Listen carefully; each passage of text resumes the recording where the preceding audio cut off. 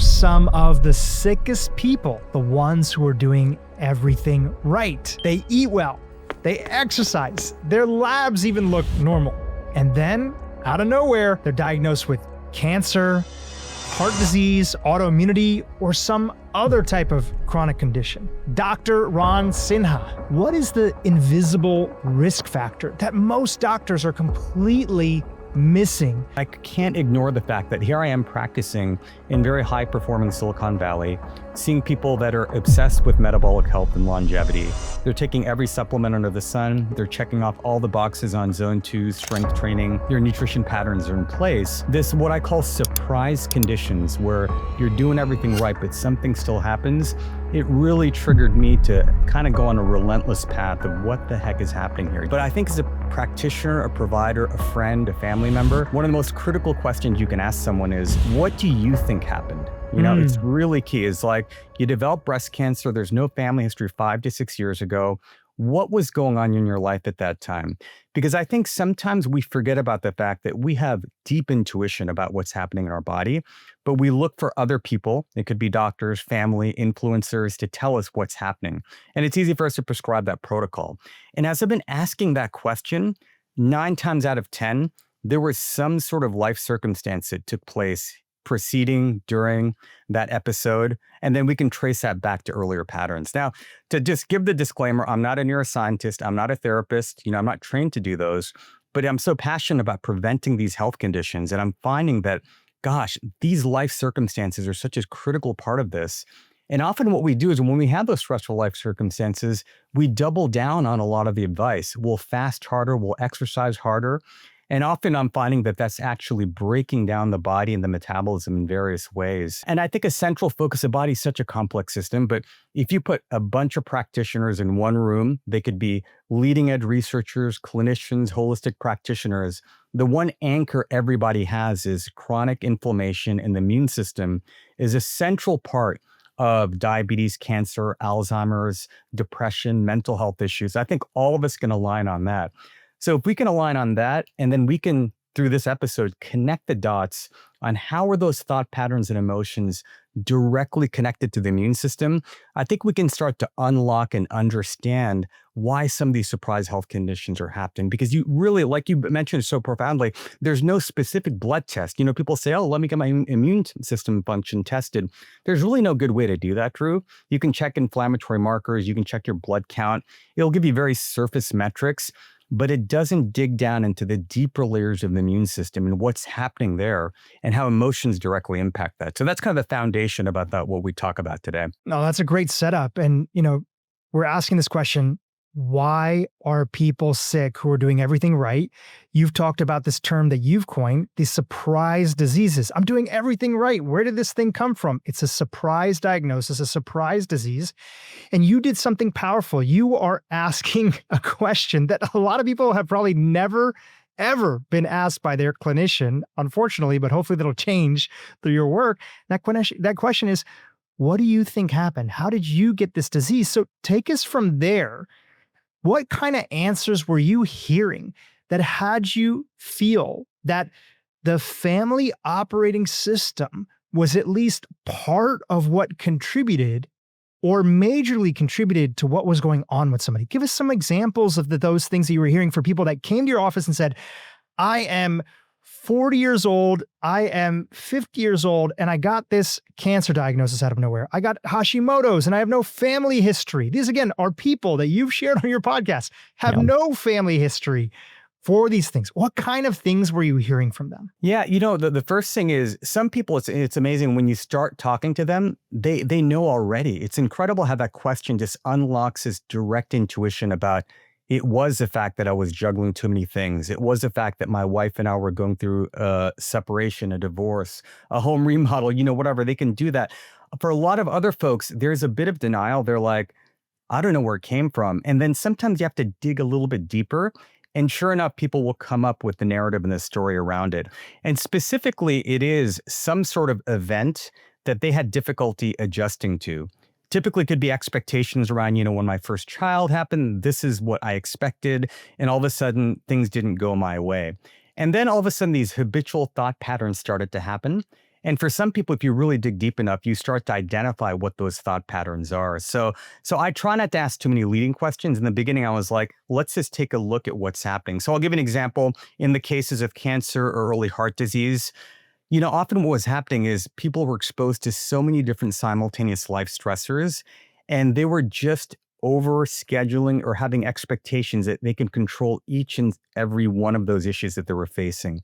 Typically, these are patients that can't say no to any of these things. So they're like, yes, I'll support mom while I'm supporting my wife. I'm going to support my employees in this business. They tend to be yes people that don't want to offend anybody or say no to anyone. And as a result of that, there's this overwhelming sensation that sits on their shoulders. And then they don't realize the invisible layer is that those mental processes are actually activating the intensive immune system response of cytokines, things that you probably talked about with prior guests, but it's typically that sort of pattern. We can break it down into different categories, but I would say one of the most common patterns I see in Silicon Valley especially is just emotional suppression. And I don't want to call it and say that it's necessarily negative. It's a way that we can adapt to stressful situations. Suppression is an intermittent technique that is used. I got through medical training as a result of that. If I empathized and cried over every patient that really affected me, I would not have been able to get through my rotations and training.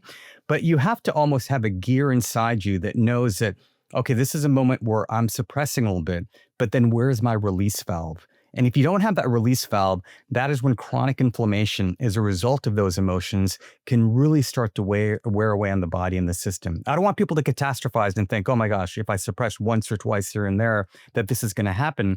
But it is a chronic simmering that's happening at the lower level. And that's what I really want to uncover, because that is really the common thread that I see in so many individuals. Well, looking at those underlining things, you have this term that you've coined and you covered really well in your podcast, which we linked in the show notes. Please, everybody subscribe. You had this term that you covered as you started listening to people, and even as you were reflecting in your own life. You had this term that you coined called Shamily. What is Shamily, and how is that related to this conversation of suppressed emotions that maybe have been bubbling up for years, that have been driving a lot of our behaviors, but we haven't made the link, especially the people that came to you and said, this is so weird. Everything in my life has been perfect, or everything has been great. I don't know what could be driving a lot of this stuff. Yeah, well, I think most of us were raised in a stiff upper lip society. Many of us have had immigrant parents that didn't have the benefits of listening to the Dhru Purohit podcast or, read books about emotional IQ and things like that, right? So when you don't have that, you're literally, for people that really started up in the generation, it was really a survival mechanism of just providing a roof over your head, financial stability, integrating into a new society. And as a result of that, you learn automatically to suppress specific emotions and focus on what the top priorities are at that time. So even with my own parents, I knew that providing stability was like the number one goal. Of course, emotional stability is something that they would want to provide too, but I don't think those tools were actually there. So the easy default way to parent and raise a family at that point is just to suppress any negativity and just take care of what's in front of you. As a father or mother who's working, get the job, provide the financial stability. For the kids, go to school, get an education, become a lawyer, a doctor, an engineer, the three, the triad of a lot of immigrants that came to this country.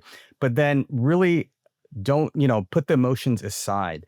At that point, I don't think there's much burgeoning research around the connections between emotional suppression and what can happen in your body. I know my parents did everything they could for me. And if they knew what impact that would have, I'm sure they would probably have had the tools and the intent to probably do things a little bit differently. But frankly, that just didn't exist back then. I mean, there's literally a field, Dhru, called PNI, psychoneuroimmunology.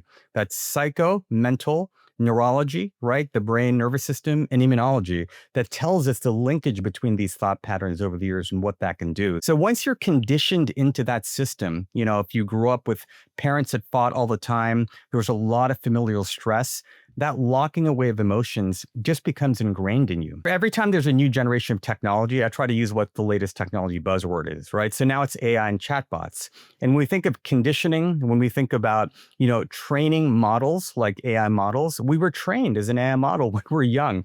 during those developmental years to use these tools of suppression, avoidance, muting, etc., to try to deal with the adversities that we're, dealing with at that time. And if I had to do it all over again, I think those were the only options that many of us had to deal with those sorts of things. But now we have different tools, we have different insights where we can take a different approach to basically, adapting to those sorts of life stressors. You touched on it briefly, but I think it's worth teasing out a little bit more. You talked about these patterns, and you identified 3 of them, and I'm sure there's more layers to each of them, but I think it's worthwhile just at least teasing those out and how they relate to this family operating system and these hidden drivers of our behaviors. So I think you mentioned muting, pushing, and bracing. Let's explain that for the audience. What are these, and how do they relate to this stage of the conversation? It's always useful in science and any of these fields to break things into categories, but the disclaimer here is a lot of us could probably relate to all 3 of these. There can be a lot of overlapping mechanisms. I'm bringing up the example of those of us, and this is very common, that might have grown up in a household where there was a lot of unpredictability, a lot of conflict, a lot of adversity. And the bracing is you're constantly sort of at the edge of your seat and waiting for the next conflict to happen. It could be a domestic dispute. It could be anything that basically happens in that house. So then your neurological system, you're kind of in this hyper-vigilant state where you're constantly waiting for that next threat to happen. And what happens in the brain basically is even when you're sitting at dinner and things are perfectly calm, your brain is ready for something to happen. And it uses up a lot of energy. When you're in this state of anticipatory threat constantly, even when things are calm, you're in the car, you're on a family vacation, you're kind of on the edge of your seat. It may not be very obvious to you. I kind of tell people it's like when you're watching a horror movie, you're waiting for that jump scare moment, like when somebody's going to pop out and kind of scare you during that movie. We're kind of in this low-level jump scare moment when something's about to happen. So that's the bracing pattern. And what that feels like, there's always some degree of tension, right? My pager, my cell phone, something's about to go up. I'm about to get notified. So it's a constant kind of like a breath-holding type sensation. And these patients constantly have neck tension. They have migraine headaches. Everything's very taut and tense at all times. They have interrupted sleep patterns during the nighttime because that bracing action is actually even happening at night where their muscles can't relax. They're not getting adequate deep-based sleep. So that's the bracing dynamic. The pushing is really when you've been in a household where achievement is everything, right? You've got to get the 4.0, you got to get the test scores, you got to pick a track. That's just the really hyper-accelerated type A type families. And in those, you just can't sit, you can't rest. Every moment has to be attached to achievement and outcome. And that's really a pattern I see so much, again, in Silicon Valley, seeing high-performing professionals. It's such a common type A pattern that I see. And these are the people that get really surprised because the diligence that they've applied to education and to their job, they're applying it to their health and they're checking up all the boxes, but there's really no rest and reflection at all. These are people that if I asked them to sit down for 5 minutes and meditate, they're like, that's a waste of time. They just cannot sit still. It's a constant push. So that's the other pattern. And then the muting one, Dhru, is a more subtle pattern. People don't often talk about this. This is well described in the literature. These are people that were in very emotionally distant households. So bracing is a very active thing. Like you can feel that happening in your body. You're kind of like this. But in muting, it's maybe emotionally disconnected households where you can't really articulate what you're feeling. And as you grow up, you become kind of the silent one. You're kind of pleasant, you're agreeable, but you can't really connect to those emotions. So the default state is always to kind of stay in the background and stay silent. So those are kind of the 3 patterns. And again, I think a lot of us can maybe relate to different phases of our life where certain patterns were more dominant. And knowing this, you can kind of identify and label it at that moment. And that alone is very, very powerful to just be able to recognize these rather than just kind of be a slave to the operating system, the training that's kind of been imparted upon us. You had this quote from one of the podcasts you did on the subject, and it's basically outlining for people so that they can connect the dots that you have these stress habits that shape our eating, sleeping, and emotional behaviors. Those behaviors shape our metabolic health, right? A lot of our audience knows about metabolic health, how strong our metabolic health is, how resilient it is. When it gets out of whack, we're at the risk of all sorts of things from type 2 diabetes all the way to Alzheimer's disease and a lot of things in between. Can you give us a real world example or a patient story that you have sort of taken, anonymized, that would give an example of some of those patterns that came out of adaptive methods of how they grew up.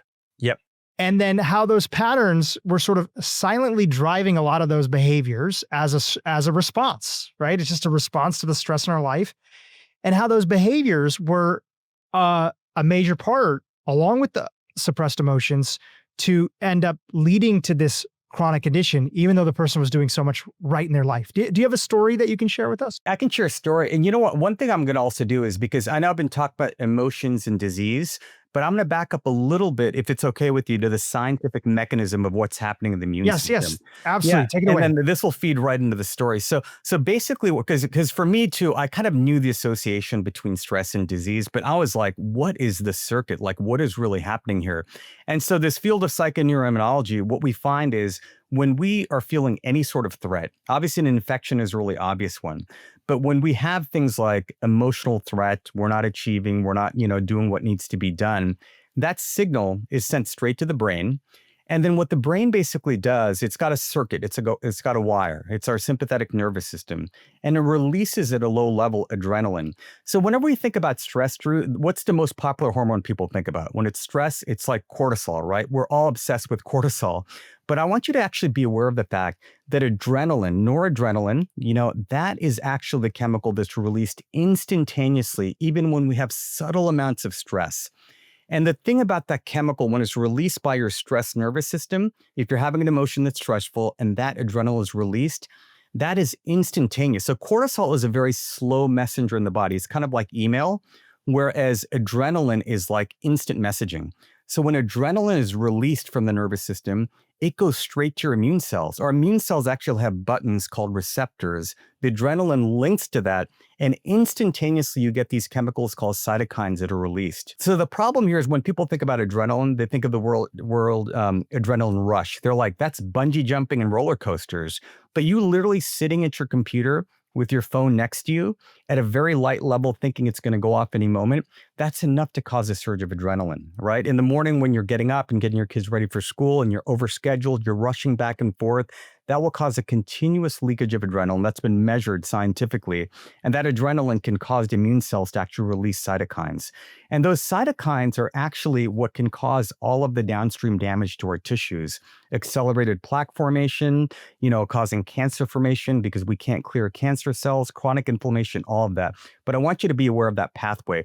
Now, the positive side of that pathway is when we actually activate our vagus system, the parasympathetic nervous system, that actually sends a circuit directly to our spleen where we have actually immune cells, and it tells the immune cells to turn the volume down. It's a shutoff valve. We actually call it the inflammatory reflex. So that can slow down the production of cytokines.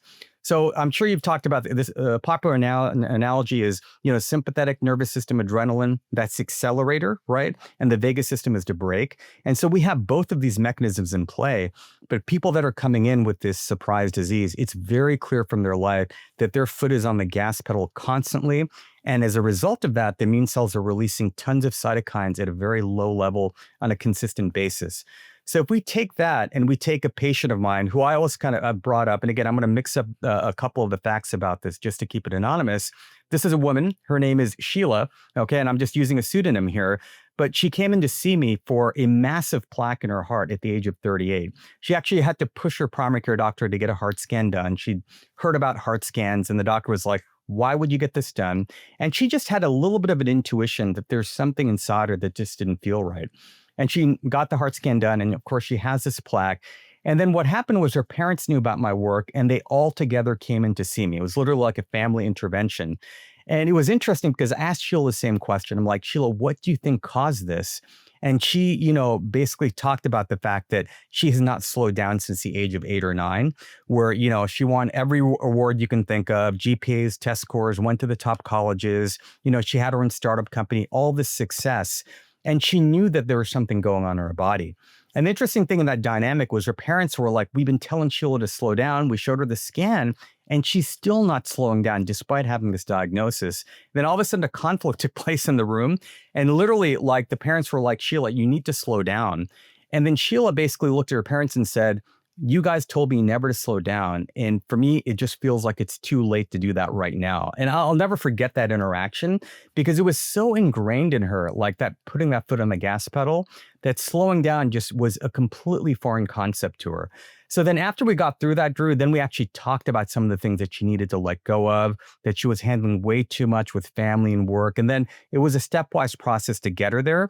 But I think the whole family was able to see that this intergenerational dynamic of pushing has actually accelerated her immune system to the point that she developed premature heart disease in a family that has no history of this at all. So that was a long story, but I just wanted to connect the science directly to like a type of case that I'm seeing in the clinic that's so common now. No, it's a great story. And as I had heard you tell that story on your podcast, one of the things that I was thinking about, just to take a little interlude for a second, is that are we the first generation that has gone through stress? I mean, there's been other stressful times throughout history. A lot more people in the past died through, childbirth, infant mortality, war, other things. So is it that we're just in so much of a different space? What's going on that our generations in particular, combining a few different people, that we are being so impacted in a way that seems that maybe the world previously wasn't. Help me understand that a little bit. Sorry to interrupt, but memory loss is on the rise. And that's why I've created a free guide that you can get right now featuring the top brain boosting foods that you can include into your diet starting today to help you combat this. I've worked with a few of my friends to feature 5 foods in this free guide. And guess what? A couple of them will probably surprise you. Make sure you're one of the people that focuses on keeping your brain sharp by downloading this guide today. Just click on the link below or scan the QR code and I'll send you the guide right away. I'm going to use my father as an example, who was a pulmonary critical care doctor who had a much busier schedule than I did. He took so much call in the small town of Bakersfield in Central California. So compared to my practice, no doubt that he worked really hard hours all the time. But the difference between him and me is that when he was off, Dhru, he was off. His pager was nowhere to be seen, and he would do music, he'd write, he'd socialize. There wasn't that continuous background hum of there might be a notification coming through my phone. There wasn't that 24/7 connection that we have already. So it's absolutely true. I mean, that prior generations, there's a lot of creature comforts that they just didn't have. And they had these acute periods of stress. But then when those stressors were over, even if you look at evolutionary ancestors, right, we're like, oh my God, they were out in the savannah doing X, Y, and Z. But then there were deep periods of rest for several days on end when there wasn't hunting and fighting happening. And so really what I'm trying to highlight here is, again, I talked about the exaggerated sensation of adrenaline rush and acute stress. I'm not talking about that. It's the in-between moments between those events where we still have this continuous level. So with Sheila, it was just 24/7. And we know that a lot of us sleep with our phones on our nightstand. It's like we're on call every day. So when I was on call during residency, it's incredible. Like when your pager is not going off, if you're a parent of a newborn, you know the sensation of, oh my God, is my baby going to cry and wake me up at 3 a.m? I've got a podcast interview the next day. Even if nothing's happening, you've got that anticipatory anxiety. And that's the big difference, is that continuous usage, right? So if you keep your, an electronic machine or radio on high volume, you're going to drain the battery. If you keep it on low volume continuously day after day, you're going to drain the battery as well too. So I think that's the big difference between that. We obviously can talk about other factors, the sedentary epidemic, our food supply has changed. I'm definitely not understating those things. But again, we're talking about surprise disease in people that are eating healthy diets. Sheila was somebody like that. She was eating organic. She was doing exercise. She's training for half marathons. All those factors were there. So I am talking about the fact that there are individuals that are checking off those boxes. And by the way, those are still adrenaline type events, right? Many of my patients are like, their work is adrenaline. Their workouts are adrenaline. There's no space in between. So it's a continuous thing. They heard a podcaster like, I need to do more high intensity exercise. I'm like, your life is already adrenaline fueled. It might be good for you to do yoga or do something much slower to activate the vagus system, because it's, again, foot's on the gas pedal all the time. So I think that's the big difference, the continuous background hum. Yeah, that's a great breakdown. It's like you take that continuous background always on all the time, and then you add in a little bit of this environment that we're in, the toxic milieu, the forever chemicals. You have a lot of good in this day and age, but what is around is super high intensity. Even the fact of just the level of sheer, you know, Wi-Fi, EMF, everything, how little sun we're getting comparatively. Yeah, How true. little steps we have to do because we can Uber Eats everything, or we can DoorDash stuff, or have Amazon deliver groceries. And still, this is in the context of the fact that you mentioned, which I want to highlight, that these are active people. These are people that are working out. These are people that are largely doing a lot of healthy things. So it's definitely the combination of it all. But the tipping point of it is this emotional system is just on, well, actually, this is actually a great part.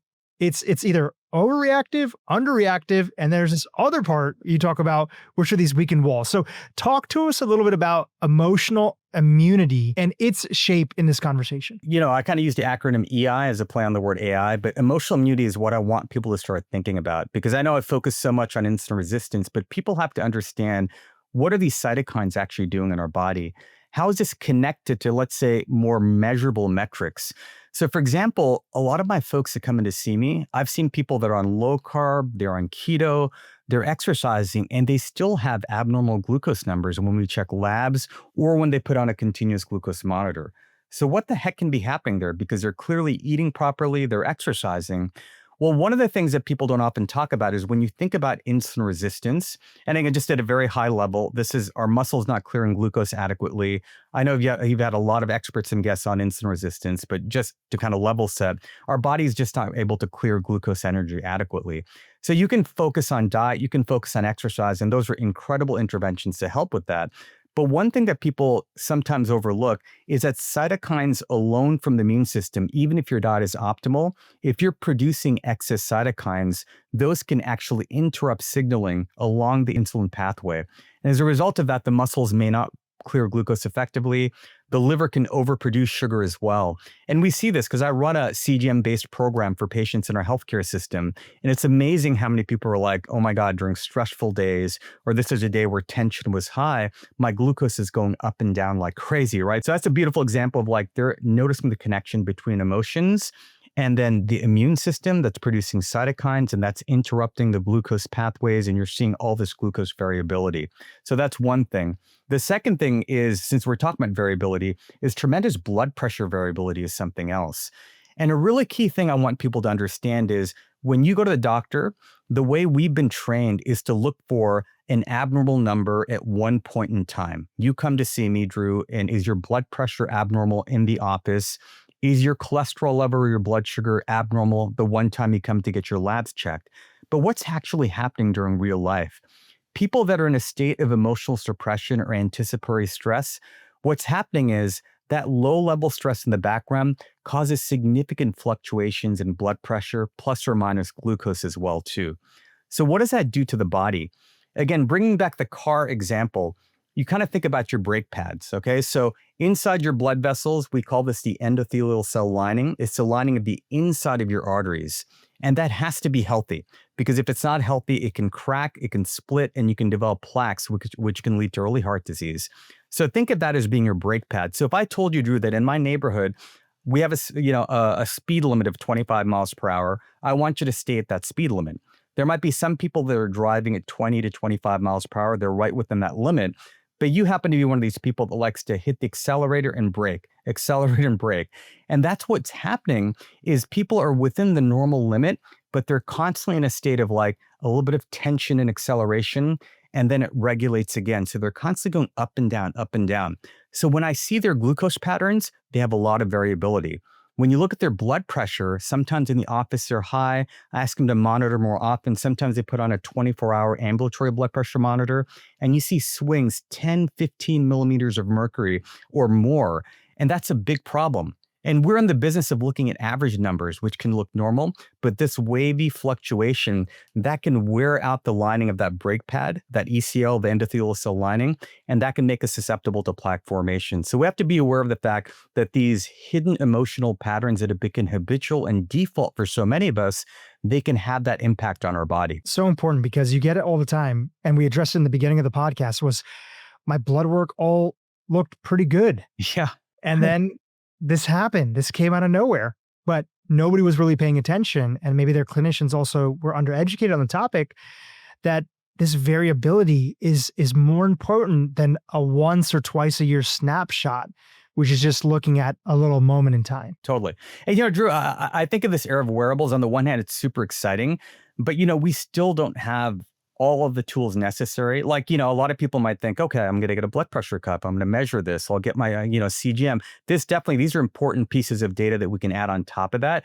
But I want people to be aware of the fact that I have had patients that have still done all these things, but they're still not taking care of like what's really happening on this, or like what is really happening at the root cause. So having more information, more data about yourself can be useful. But also, I'm sure you've heard about this too. I do have people that have so many wearables on that it is causing so much anxiety. And in the beginning, like, I don't want them to have one more thing layered on that, oh my God, why is my glucose 110 today when I fasted for 14, 16 hours? And now that's causing anticipatory anxiety. I'm sure you've worn CGMs before, and they're incredible tools, but then you're looking at your phone. Like, some people look at their phone 50 plus times a day looking at their glucose, and they're questioning every level. So just like anything else in life, there's like an optimal dose to learn about things, but then you've got to unplug from the devices. And again, rely on intuition, because like I said in the beginning, we have the answers inside. We have to really introspect and find out what is going on in my body. What is the operating system that I've inherited that I can actually make a move on, so I can see some of these numbers regulate and start to get better over time. I love it. And you're such a great educator on those topics because you give names to things so that people can look out for them and increase their interoception. If you can't identify what's going on with you, it's hard to do something about it. So this is actually a great opportunity to talk about something that you've chatted about, which is head flicks, right? On this topic of increasing your interoception. We don't have biomarkers fully yet that are widely available, that are perfect at sort of giving us the state of where our body and our emotions are. So we're looking for these patterns and systems, and this can be related to one of them. So, one thing we overlook, we talk about wearables a lot. And I just want to tell you that, just to kind of level set, the most powerful wearable we have today is the human brain. And if we can tap into that, you can get all the information you need. I'm going to give you a specific example before we get into head flicks. Elite athletes, and I've actually podcasted with some of the trainers for them. Elite athletes, as you know, they're measuring everything, right? VO2 max, lactic acid, every marker you can think of. But ones that are at the very top of their game, when it comes to aerobic training, they use a simple scale called RPE, the rate of perceived exertion. And studies have shown that your subjective perception of how much you're exerting yourself can correlate so well to VO2 max, to lactic acid, all of that, right? So just letting people know that even under the complicated exercise physiology circumstances of training for an event, people often will just rely on the human brain. Because as much as you can look at HRV and heart rate, your body knows everything. It can listen to the signals in your gut, in your nervous system, your endocrine system, and it sends one single signal to your brain, and it tells you, Drew, that today you might be a little bit too tired to do high intensity, or this day you're fresh, this is a good day for you to train. So if we can tune in on that perception, that is the ultimate signal. So how do we do that? So Headflix is kind of my play on words on Netflix. We're all familiar with looking at streaming devices, probably more hours than we should be. But one of the things I tell people to do is sometimes I want you to just watch your own internal movies. What's streaming inside your head? So a lot of people get turned off by meditation because they think they have to focus on one thing and they can't do it, or they think they have to blank their mind. But there's a technique called open monitoring meditation. It's a very powerful Buddhist technique. You close your eyes, and I tell people your forehead's a screen, and let everything enter. Do not suppress anything at all. Watch all the streaming movies come through your head. And for me, what's also useful is I put them into buckets and categories. I've got like 3 to 4 categories. One is family, anything related to family. So things are streaming in my head. I'm like, there's mom, there's my son, there's whatever. So there's a family bubble that pops up. The other one is body, health, worrying about your health is another one. And my third category is like company, anything related to work, whether it's my healthcare system, et cetera. So I just watch everything go by. And just sitting in that watcher observer thing, state, a lot of you that are familiar with Eastern traditions, they talk about observer state. But when you look at what's happening in the brain, in the body, in the endocrine system, it causes a profound shift. Otherwise, what happens is you don't even know you're watching the movie and you're in the movie constantly. But the minute you can sit back and watch that, like we call head flicks, that becomes really important. Now, what are some of the things that we end up doing when we're watching, if we're not aware of this, is I kind of call it the remote control, right? So we've got the remote control, we're watching Headflix. Some of us like to ruminate, right? And ruminate literally means you're pushing the replay button on your remote control. You're playing that scene from 5 days, 5 years, 20 years ago.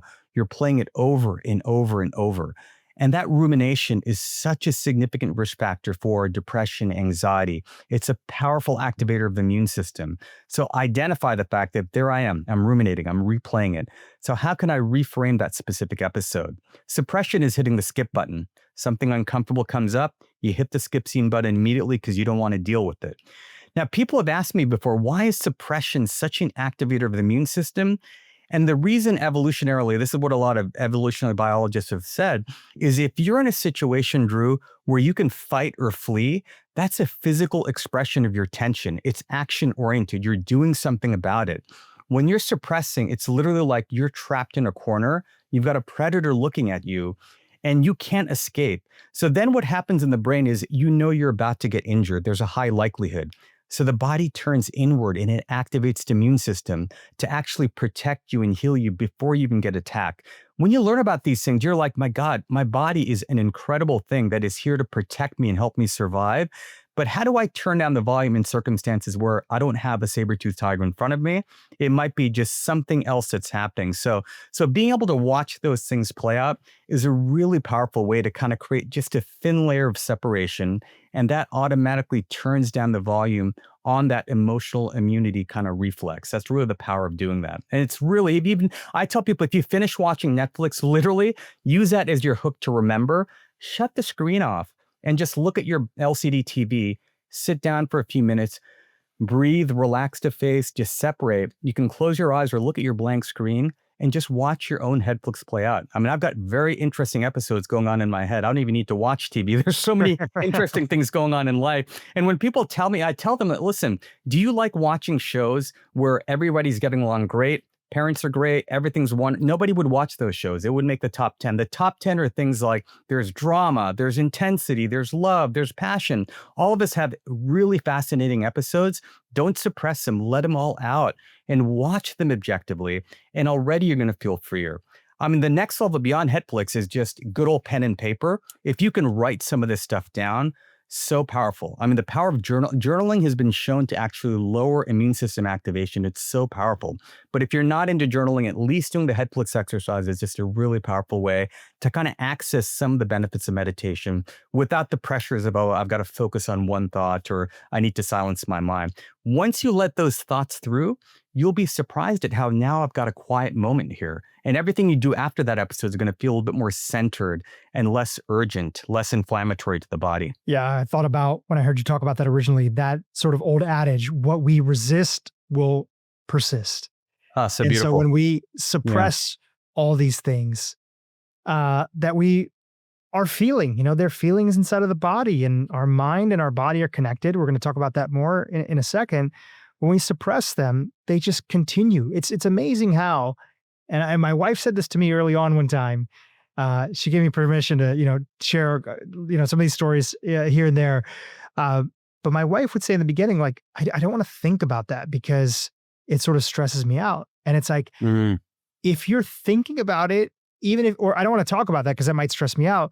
If you're thinking about it, your body is actually already hearing it right now. And the fact that we're not addressing it, that's going to keep it alive. And we may not always have the answer for a situation. Yeah. In fact, many times we don't have an answer. True. But if at least we can sit and feel fully what it is we are going through in that process without judgment, just noticing, just paying attention, as you were mentioning, the same way that you'd close your eyes and you'd watch the screen, you're watching this movie play out, it starts to lose its power. The scariest boogeyman, as we always know, is the one that we can't see.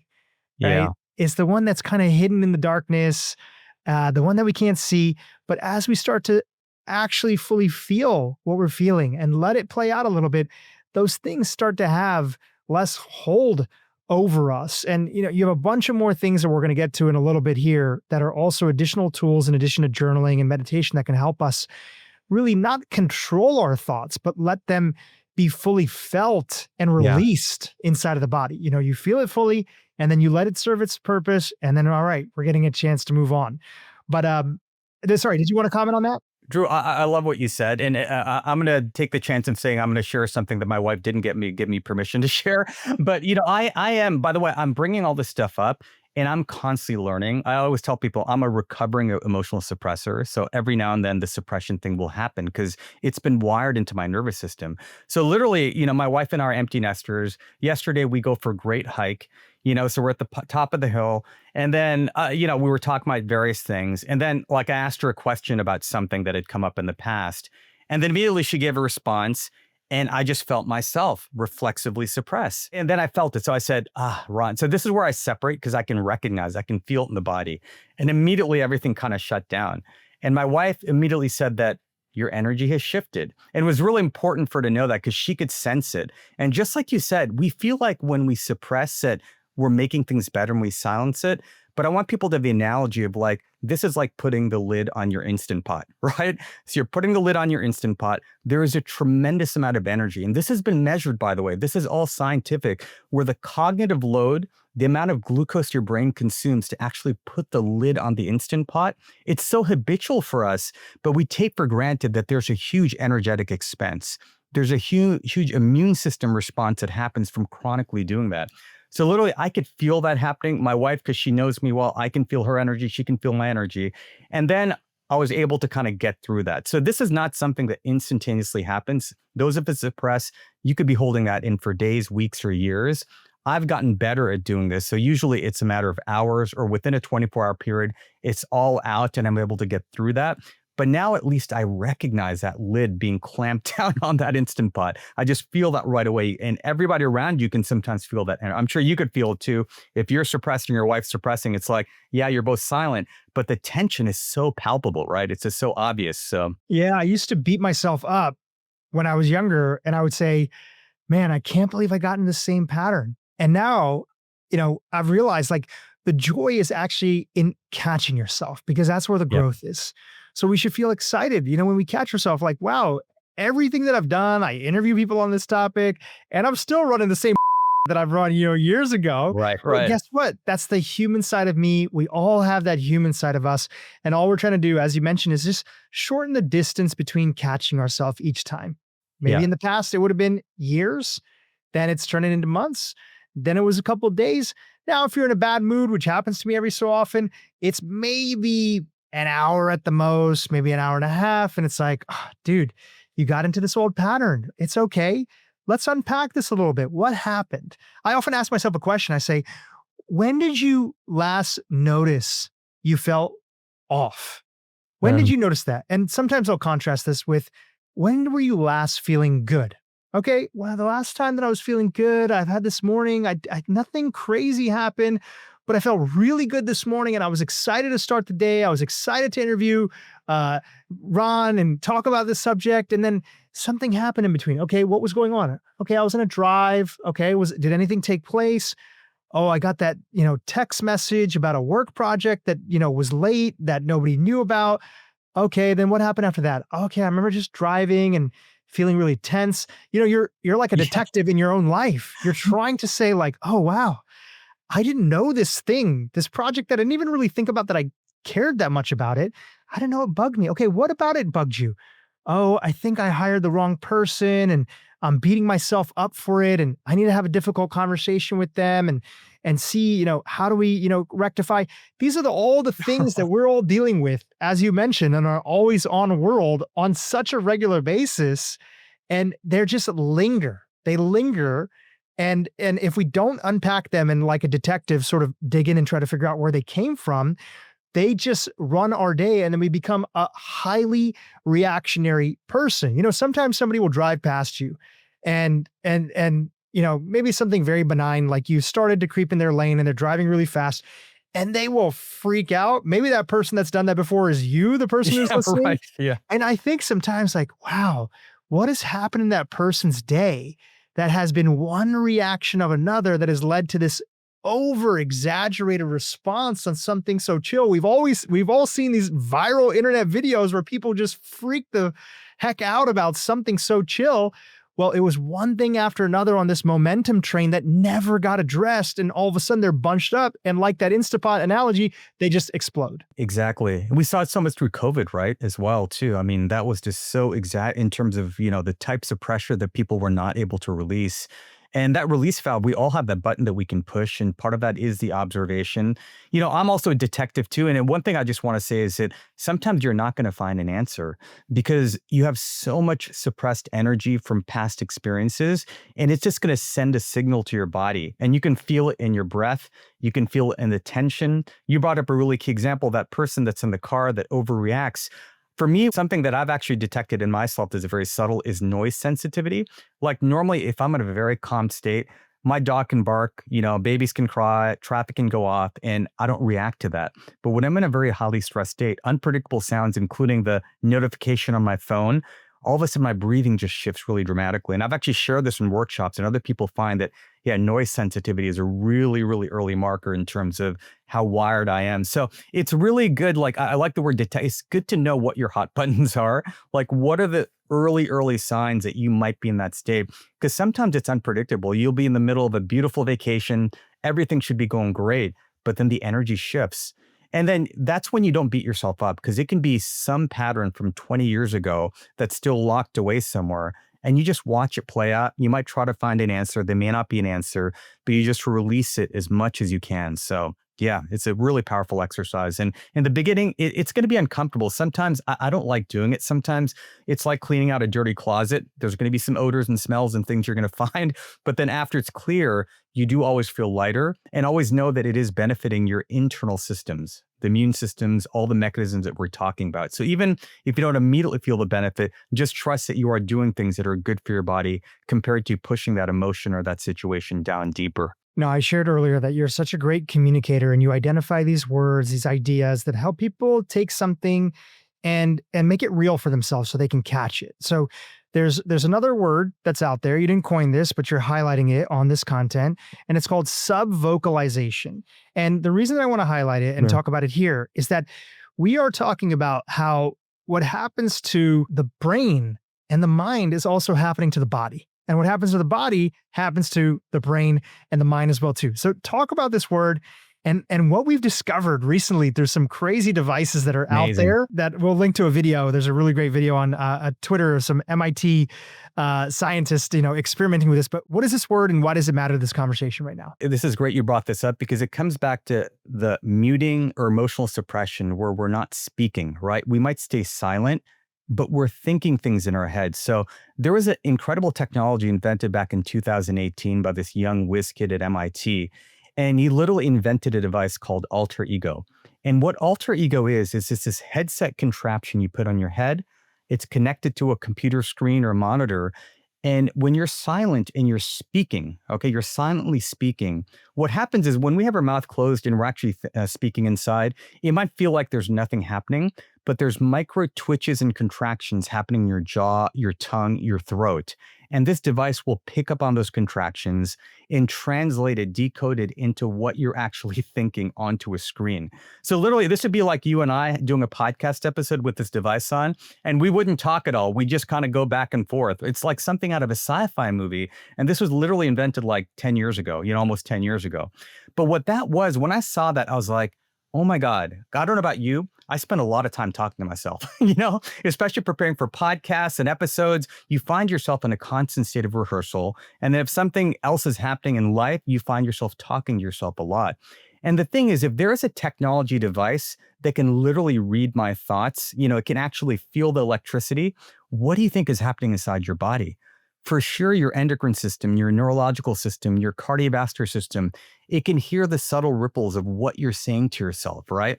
And what happened is during COVID, again, bring COVID up as an example, we saw tremendous amounts of people with a condition called bruxism, where their jaws were clenched down, TMJ. And some of this actually might be connected to the fact that we were just constantly talking to ourselves. We're seeing so much media and we have so many thoughts in our head. And those so-called quiet thoughts are causing these micro contractions even while you sleep.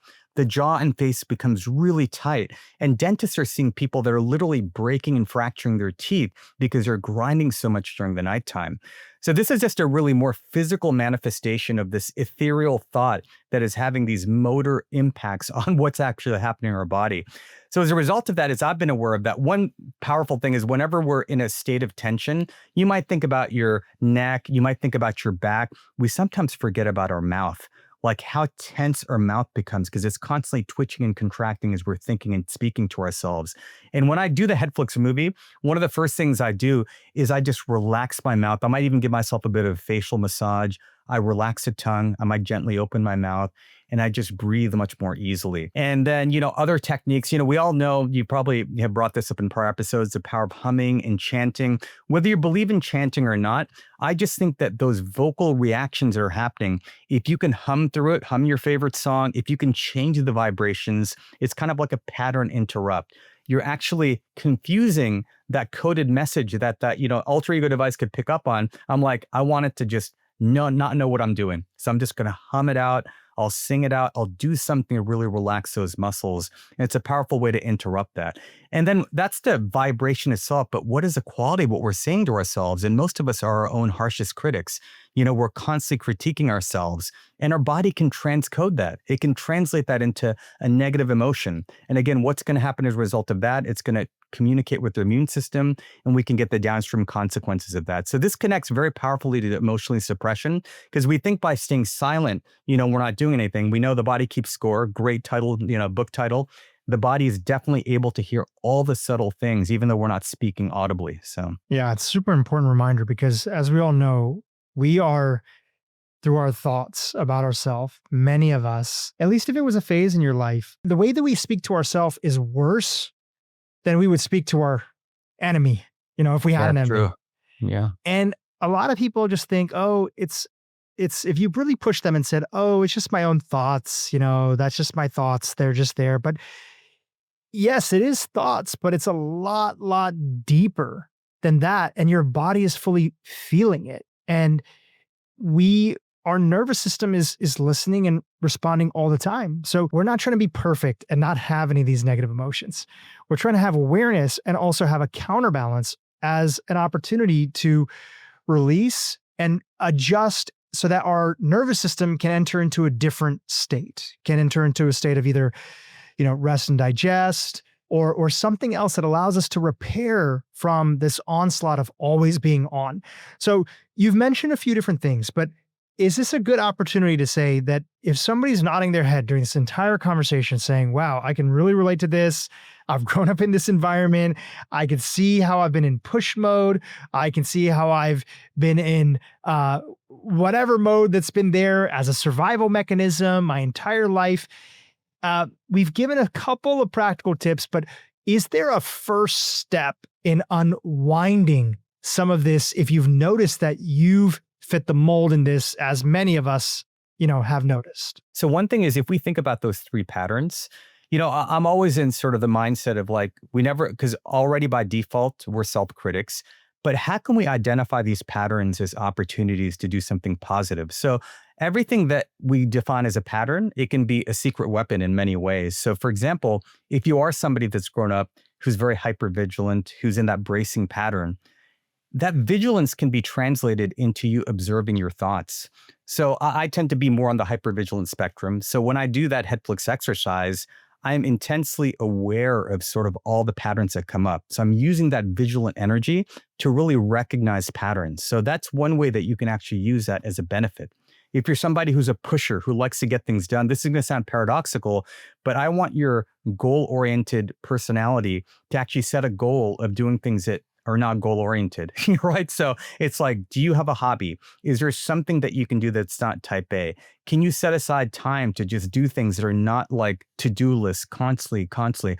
So that pushing high execution side of us, we can use that actually to integrate things that can actually be good for our body. And so with my pushers, I have to first convince them of the science that, listen, inflammation, your type A personality, overscheduling, it's putting you at risk. This is why we're seeing these risks right now. How do we use that to actually design something, since you're so high execute, that's actually going to be good and relaxing to your body? And then for the muters, this is just really, so muters in the workplace and other places, they're obviously acknowledged as being the calm, the peaceful, the silent ones. If they can start to understand the power of introspection, that kind of silent tendency can be shifted in such a way that silence becomes something very powerful. So you can kind of use each of these to your advantage in some way. But I think the first step, the easiest step, is just to be able to identify which bucket you fell into. So if you listen to this, if you can identify yourself and use your own language, I'm throwing these out as words. You might have a different word for it. Use your own language and just recognize that first. And then find out what is your personality type that might fit the best. So I said for pushers, it's hard for me to tell them to sit down quietly for 15 minutes and meditate. So for pushers, it might be while you're walking or after your zone 5 exercise, can you spend 5 to 10 minutes and just breathe and just cool down and slow the body down instead of jumping on your phone or jumping to your next meeting immediately, because we need to create space in that schedule.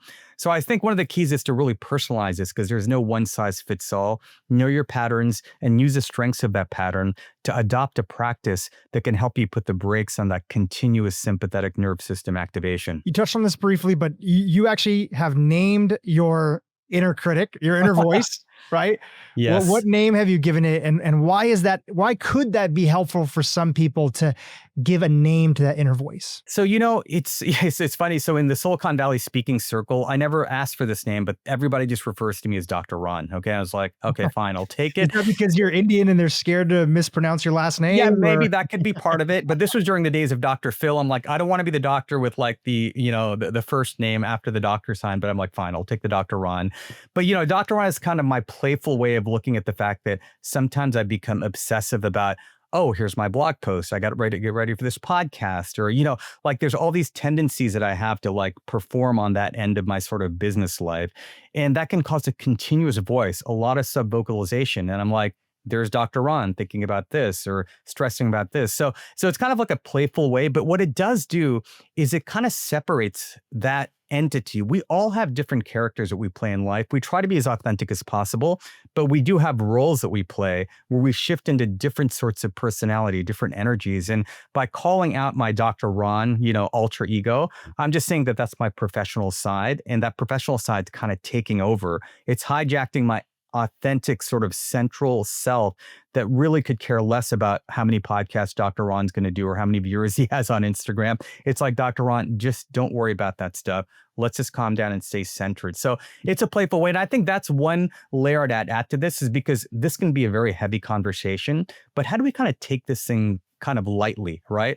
Like now I kind of will lightly joke about, oh, there I go suppressing again. Time to take a lid off Instant Pot. I'll sit like, make it a little bit playful, because if you take it too seriously, then again, I don't want you to become somebody who's so worried that now my hypervigilance, look at this, it's going to cause cancer and heart disease, my glucose, I'm going to become diabetic. I've seen that sort of thinking in my clinic, and I'm really trying to get people to just understand and appreciate these mechanisms and then find a gentle, compassionate way to sort of work with it gradually. I think the other beautiful thing about naming that inner critic, you're a fan of a lot of the Eastern teachings, as I am, and there's a separation between who we are in many of these teachings and our random sort of popcorn thoughts that could be a byproduct of a bunch of different things. And fundamentally at its core, especially in some of the Vedic traditions and the Buddhist traditions that are there, it's this idea that we are not our thoughts. There's a lot of people that still, who are listening to this conversation, are like, okay, yeah, I can be more aware of our thoughts and I can do better and that. And then they're also so judgmental, thinking, oh man, why did I think that? I think the craziest and I know that that's not me. It's like, wow, that's funny that thought happened. I can laugh about it. I can joke about it. It's silly. Oh, that's silly that I felt super angry at somebody that I love about this stupid situation because it was a byproduct of the tense or stress situation that I was going through. But it's not like I sat down and said, I'm going to think about this. So having a little bit of that separation in our lives to understand that I'm not my thoughts, I have thoughts. So I'm not going to take it too personal that if I have these stressful thoughts or these judgmental thoughts, and that's the other reason that I love this idea of naming it, because that's not me, that's something else. That's right. And I think that for some people who listen to that, they can say that's a cop-out, but it's actually a true distancing because there fundamentally is something different about who we are at our core, our soul, our atma, whatever term people want to use out there, and then how we're showing up in this physical body, which has a ton of influences. Maybe that thought that you were thinking is not something that you ever thought. It was your mean high school gymnasium coach that told you one time you weren't fast enough, and you've just internalized that as part of one of your voices that is influencing you and shaping you. If we don't have some separation, we won't be able to break free and say, I didn't choose to think that. That's not coming from who I deeply am. That's just the byproduct of the circumstances I grew up in. Absolutely. I mean, the fact that the thoughts change literally minute by minute, hour by hour, that's already evidence and proof that it cannot be a concrete part of who you are. Like you wake up one day, you're inspired, you're feeling great. The next day you're not. That's why the watching of the movie is so important. So you can recognize that. And it's almost comical sometimes, right? It's just like, it's incredible how many different versions of these thoughts come up. But the one part that doesn't change is if you're the observer in that watcher mode, you are that tree that's anchored in one area, just viewing and watching all that play out. And the more you do that, it is one of the most liberating things because you just feel so grounded with anything you can do. And again, we're human. I get pulled into that screen all the time. Like all of a sudden I go from observer and I am the actor at the center of that conflict. And I feel everything that comes around that. But then later I'm able to separate again. So again, we're not aiming for perfection here. We're going to get pulled into that screen. And that's another thing I kind of teach people is, you know what? This is incredible power for us to step into a screen is what allows us to be entertained. This is why I can watch Star Wars like 50 times and love it every single time, because you kind of develop amnesia and you kind of get inside the screen, right? Otherwise, the entire Hollywood would not exist if we didn't have that ability. Now, the downside of that is those mental movies are the most high fidelity movies you can ever watch, and you're going to get pulled in every single time. But if you can develop that muscle of just separating a little bit and watching it, it's just a super powerful thing to give you a little bit more control. Otherwise, the streaming content hits you from every angle. You're in every different movie, and you feel like you're in 20 different directions, right? You want to take that fragmentation and unify it into that one anchor position. So that's really, really critical for us to understand. As we've unpacked this, and I so appreciate that, you've taken your podcast and your content in this direction. I feel like this is the underlining thing that just does not get talked about. And a lot of times it doesn't get talked about initially because it doesn't feel that sexy for a lot of people. Yet anybody who is hearing this content would say, man, I deal with this. If they're being honest, there are times that I've dealt with this all the time, and I've just not really been sure how to navigate. And I wasn't sure, especially if they grew up in a household that, was more in the mute category of things. I didn't know that other people were also dealing with this too. So I beat myself up thinking that everybody else had it figured out, and I was the only one that didn't have it figured out. So first and foremost, so appreciate that you've gone in this direction. Are there other things, frameworks, ideas, concepts that are worth unpacking here that I didn't get a chance to touch on that you want to share with our audience? Well, one of the things I think that's something that everybody should have the courage to do is once you understand deep inside you what those patterns are, you're going to develop the types of relationships and connections to people that you've never had before. It really, really is very different. So even with some of my old med school buddies or people that I knew in a different generation when I didn't have this introspection, I always invite people to just be the first one to say, how's everybody doing? Like, is anybody struggling with anything? Of course, you're going to talk about sports and all the usual things of everyday life, but have the courage to maybe ask that uncomfortable question. And 9 times out of 10, it's almost like people are waiting for somebody to ask them that question. It completely changes the dynamic. And when you as a group, just like it's so much fun, like if I go to a movie theater, I don't want to be the one alone sitting in the theater. But if you, I, and a bunch of like-minded people are watching our movies together, it is so collectively powerful. So I think that group setting of just getting support, sometimes, we're always going to have friends that are maybe party friends, maybe not ready to listen to things like that. But you need to have a few core people that you can sit down with and actually talk about this. And you'll develop a connection that's really incredible. It's interesting. There's science that shows that people that spend more time in solitary introspection have very advanced social skills. They connect to people like nobody's business. You would think that extroverts who are out there all the time interacting with people have the best relationships, but people that can introspect and understand themselves, their connections to their kids, to their loved ones, all those things become deeper. So I think that'd be something important to keep in mind. The second thing is, obviously there's endless tools we can talk about. I'm sure you've had lots of people talk about breathing, muscle, a lot of techniques out there. And I think they're all powerful.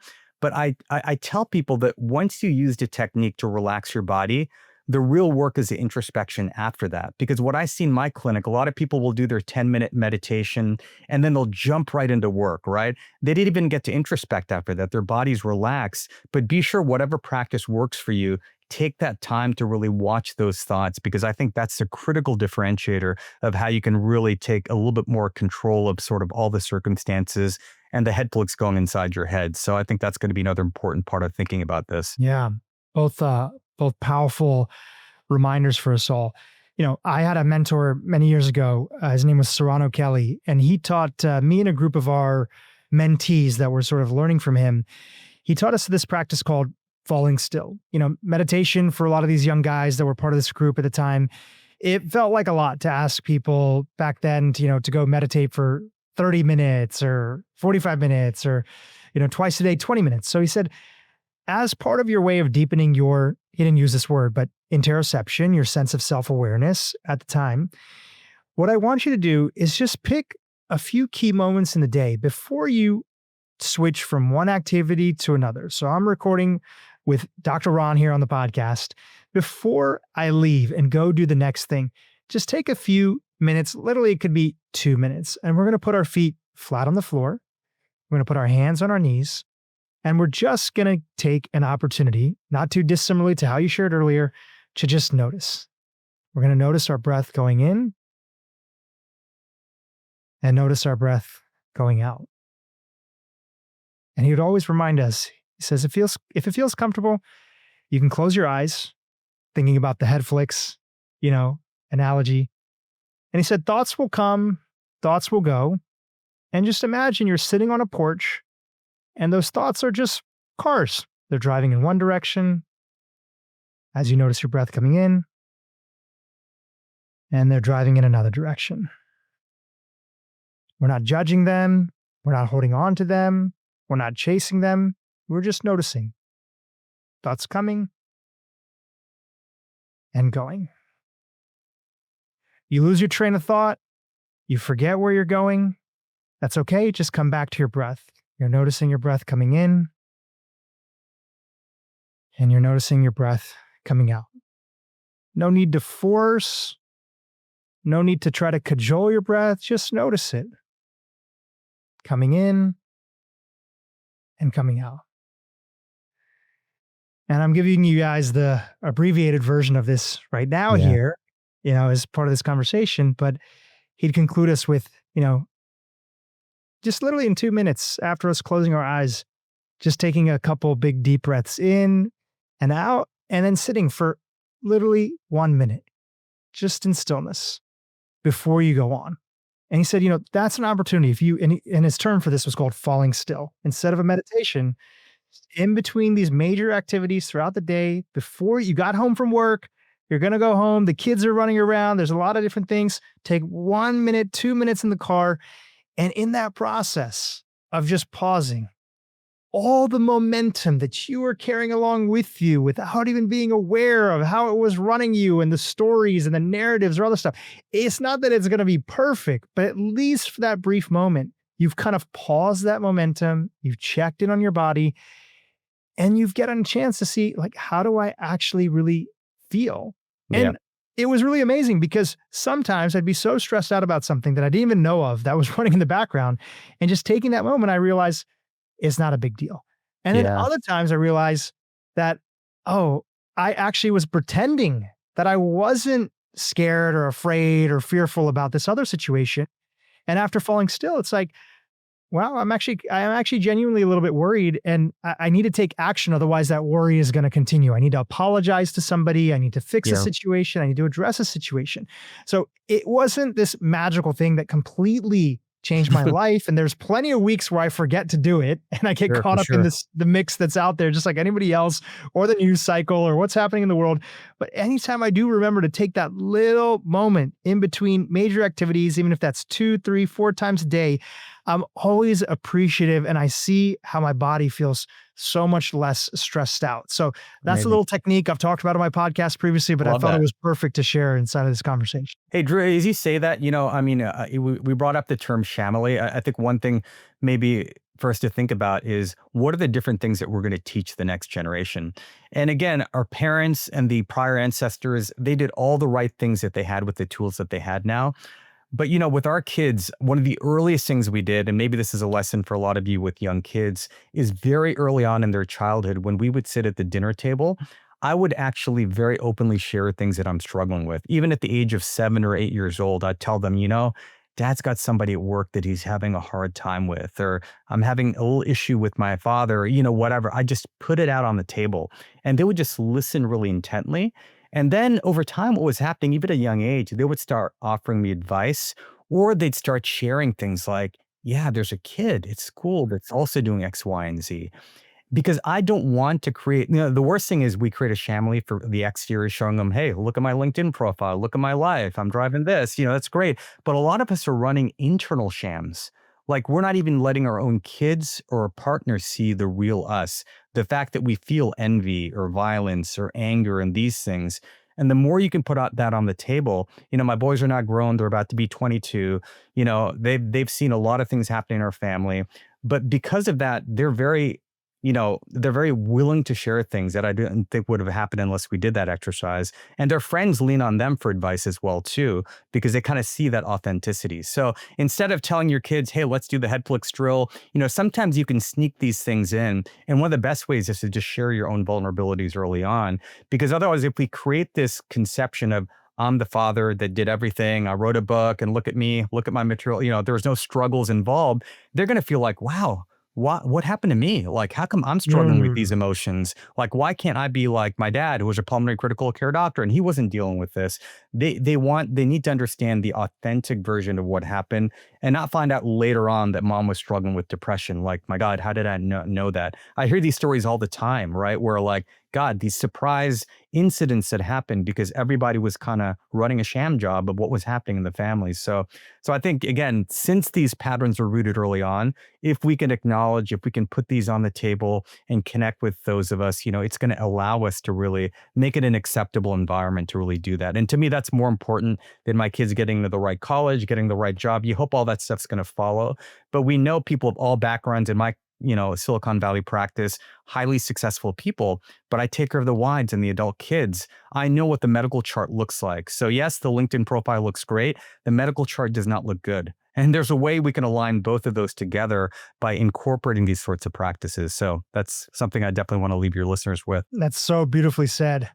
Ron, this has been fantastic. I mean, I feel like I could just keep on going on this topic. And actually, my hope is that we get a chance to have you back on to build on these layers of different things, because I know you're writing about this, you're thinking about this, you're educating people about this. And it truly is one of the areas that is one of the most underserved areas, especially when we look through the typical lens of health that's out there. We're always going to find that person that wants to offer us that next biohack. Nothing wrong with those things that are out there. There's plenty of tools that we've leaned on. But if we don't get a chance to take a step back and actually assess what we're navigating internally in our own bodies, there's a chance that we just continue to repeat these family patterns, even though our life externally looks like we're progressing, which is what every, generation hopes that the next generation does after them, progresses externally, making more money, more success, more other stuff. We'll end up just, miserable. Yeah. And there are a lot of people that are out there that are being honest with themselves, that are saying, I just don't feel good in these other areas of my life. And I want to take steps and measures. And I know that the conversation has to be a lot bigger than just what I'm eating, the supplements I'm taking, how my sleep is, even though all those things are super important. And I hope that you found this conversation super meaningful if you're one of those people who's been listening in. Ron, tell our audience a little bit more about where they can continue to listen in, because you've done some fantastic episodes on this. You'll be doing some more episodes on this as well. So tell us about the podcast and how people can follow you. Sure. So Meta Health is the name of the podcast. And you'll see season 1, for those of you that are into metabolism and you want to learn everything about it, you'll learn all about that in season 1. But you'll see season 2 is a shift where I talk about all the topics we talked about today. And I really try to connect those thought patterns to metabolism, chronic inflammation, all of that. So Meta Health is the show for that. And then Instagram, I'm on Instagram intermittently. I'll be getting back on soon, but my handle is Ronesh Sinha, MD. And all these things point to my blog at culturalhealthsolutions.com. So I try to provide notes for most of my podcast episodes when possible. But those are the three places you can find me right now. Those are fantastic. We'll link to all those. Ron, I have a weekly men's group that meets every Thursday. It's actually something that I've been doing for almost 10 years now. And, men in particular are in society at a place where a lot of times it's not easy to open up with things you're going through. You feel the weight of a lot of things going on in your household and family. Not that other people or, spouses or partners or wives, everybody's going through their own journey, but there are some things that are unique to men.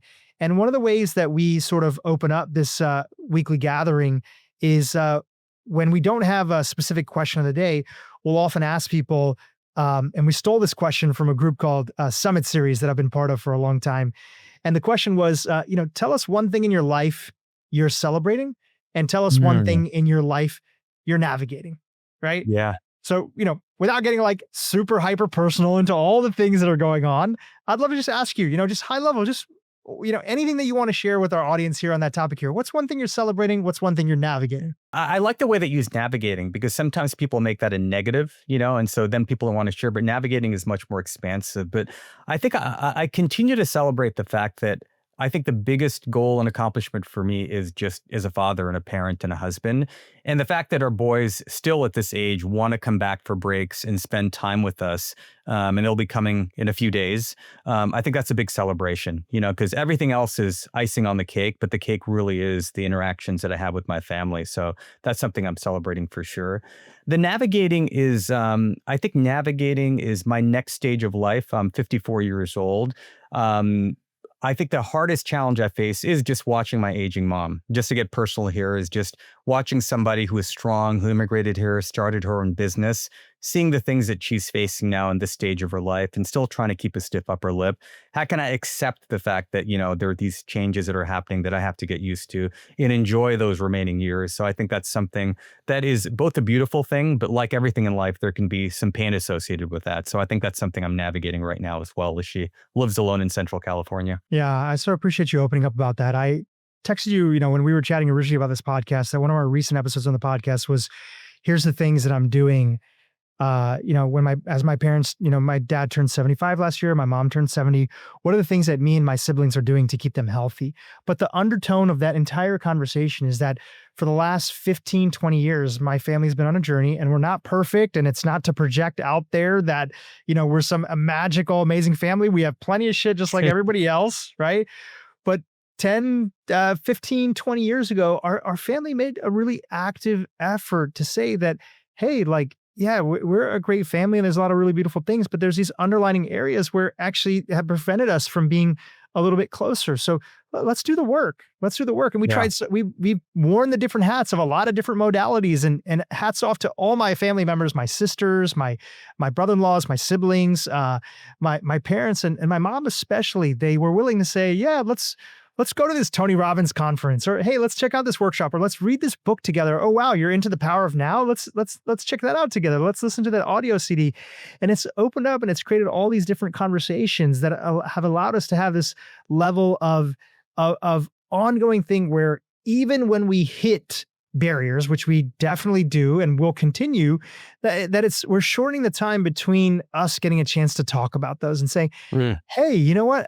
I've noticed that this came up. How are you feeling about it? Or how are you navigating it? Or I'm struggling with this, or, I never brought this up. And that kind of was a little bit hurtful, which is what you'd hope for in every, relationship that's out there. So I get 100%. And then on top of that, your parents are aging and you have a beautiful relationship with them. And you're like, I want as much as time as I can get with them, and quality time here on this planet. So how do I get them to unwind some of the unhealthy habits that they've had? And luckily they've been willing to go on that journey and participate. So I was just saying that I can empathize, I can relate, and I've been sharing more of that with my audience. I'll just go really quickly on my end.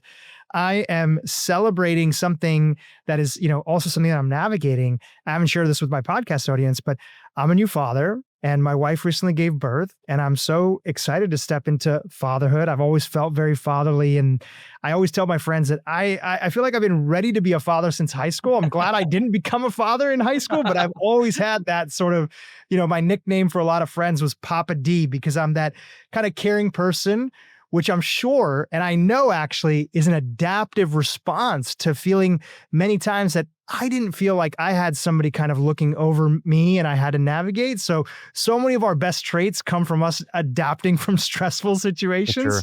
Yeah. And I'm stepping into a place where I'm both celebrating that and enjoying it, and also navigating all the beautiful things that come along with that, right? Juggling, growing a business and building that, and working with my family who's been fantastic, and just all the layers that are there. And I'm so glad I have my men's group and people like yourself Beautiful. that I could reach out to for any questions that are there. But yeah, I'm celebrating and navigating the journey of fatherhood. Your kids are 22. Now I'm just starting on that journey there.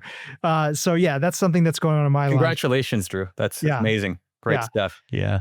Ron, this has been fantastic. So appreciate you being willing to have this conversation with us. We have the links to everything you're up to below, and I highly recommend people follow you. Thank you for coming on the Dhru Purohit Show. Thank you, Dhru. It's a blessing. Appreciate you. YouTube, if you enjoyed what you just saw, keep watching for more great content on how to improve your brain and your life. Low self-esteem, self-hatred, self-loathing can lead to illness. It can lead to detrimental illnesses that can take your life.